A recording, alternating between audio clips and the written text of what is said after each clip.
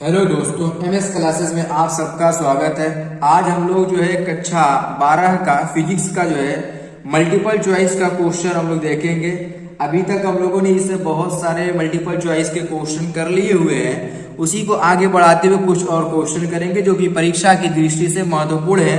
उन्हीं प्रश्नों को जो है हम लोग करेंगे। तो चलिए आज जो हम लोग शुरू करते हैं। देखिए आज का हमारा जो पहला प्रश्न क्या है। पहला प्रश्न आज का हमारा है कि लेंस की क्षमता का एसआई मात्रक होता है। लेंस की क्षमता का एसआई मात्रक क्वेश्चन में पूछा हुआ है।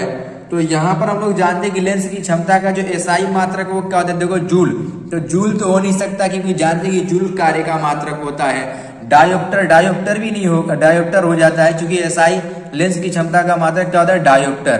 यानी यही बी वाला ऑप्शन हमारा क्या है, राइट होगा।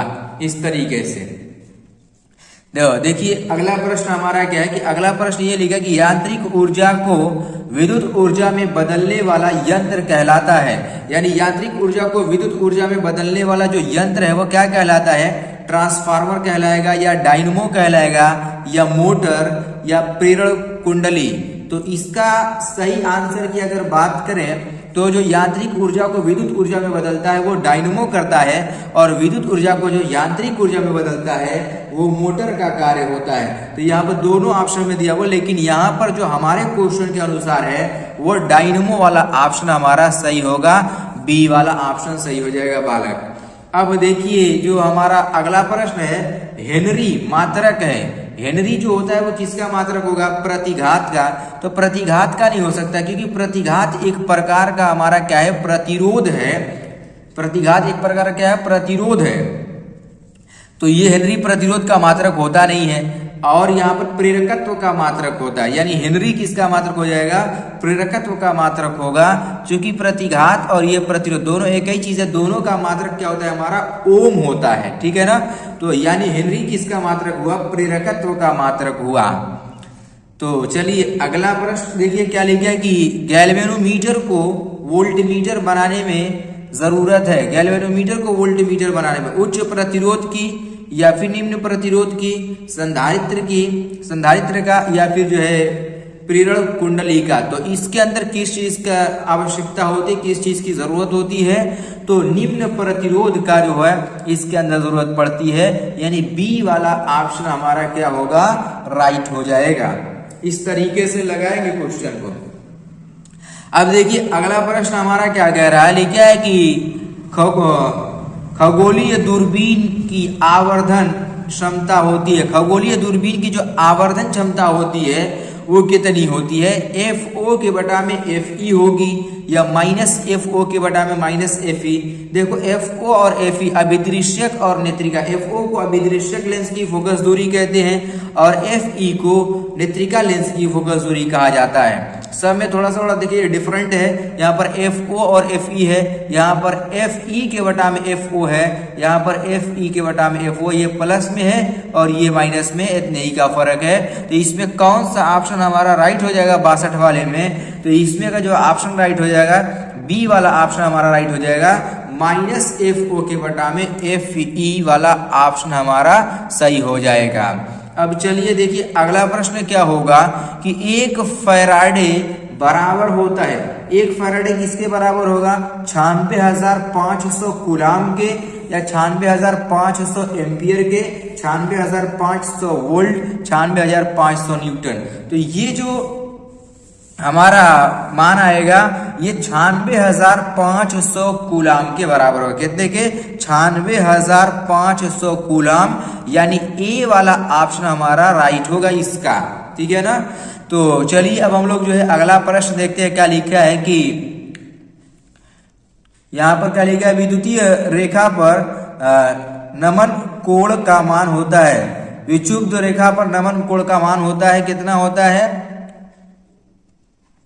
तो इसका जो कोण का मान आएगा वो 0 डिग्री होगा। कितना होगा, 0 डिग्री। यानी सी वाला ऑप्शन हमारा राइट हो जाएगा इसका।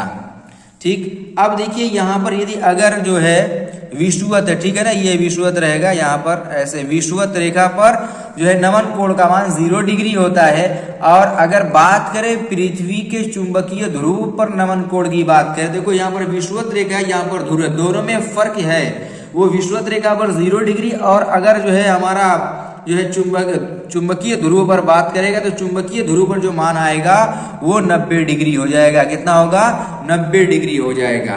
अब देखिए अगला प्रश्न हमारा क्या है, निम्न में धारा घनत्व के लिए सही है, यानी धारा घनत्व के लिए कौन सा इसमें से कथन सत्य होगा, ये चीज क्वेश्चन में पूछा हुआ है कि कौन सा कथन हमारा सत्य होगा। तो धारा घनत्व का फॉर्मूला हम लोग जानते हैं कि J बराबर I के बटा में A होता है, यही धारा घनत्व का फॉर्मूला होता है। तो यहाँ पर देखिए कहीं J के बटा में I के बटा में J दिख रहा है, J बराबर, ये सब J बराबर I A है, J बराबर I के बटा में A, J बराबर A के बटा में I, J बराबर I स्क्वायर के बटा में A, यानी B वाला ऑप्शन हमारा क्या होगा, इसका राइट हो जाएगा, J बराबर I के बटा में A वाला।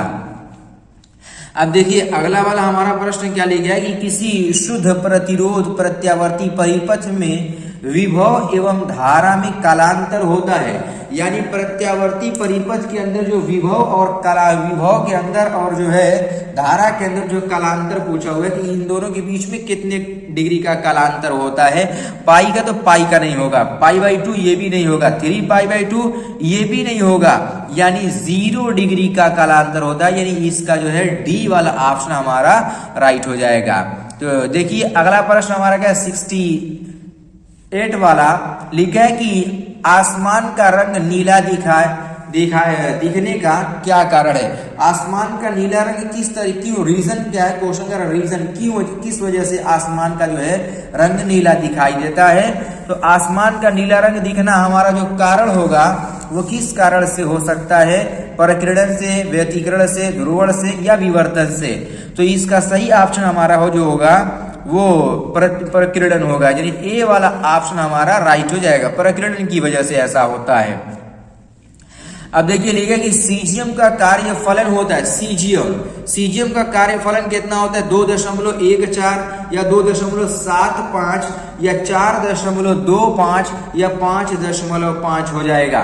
तो सीजियम का जो कार्य फलन होगा वो 2.14 होता है, यानी पहला वाला ऑप्शन हमारा इसका राइट हो जाएगा। अब देखिए अगला प्रश्न देखते हैं, प्रश्न संख्या 70, यानी आज हम लोग जो है पूरा जो है प्रश्न संख्या 70 तक कर लेंगे। देखिए प्रश्न संख्या 70 क्या कह रहा है, लिखा है कि द्रव तरंग सिद्धांत के प्रतिपादक थे, द्रव तरंग सिद्धांत के जो प्रतिपादक हैं वो कौन है। द ब्रागली, देखो दी ब्रागली कहीं लिखा था, कहीं द ब्रागली, वो भी सही है। हाइगेंस, तो हाइगेंस जो द्वितीय तरंगिका होगा सिद्धांत दिए हुए थे, H.A. विल्सन या स्नेल ने। तो स्नेल का आप लोग फॉर्मूला पढ़े होंगे कि N = sin I के बटा में sin R, यानी इसका जो ऑप्शन हमारा राइट हो जाएगा वो ए वाला ऑप्शन राइट हो जाएगा। दी ब्रागली तरंग है, दी ब्रागली ने द्रव्य तरंग के सिद्धांत को प्रतिपादित किया था। इस तरीके से जो हम लोग इस क्वेश्चन को पढ़ेंगे, ये सारा जितना प्रश्न मैंने करवाया है आप लोगों को, ये सारे के सारे प्रश्न बहुत ही महत्वपूर्ण हैं और परीक्षा में बहुत बार आया हुआ प्रश्न मैंने लिया हुआ है। अब चलिए हम लोग जो है अगले लेक्चर में कुछ और क्वेश्चन को हम लोग करेंगे इसमें के मल्टीपल चॉइस के, उसके बाद फिर आगे देखेंगे। चलिए अब हम लोग मिलते हैं अगले लेक्चर में।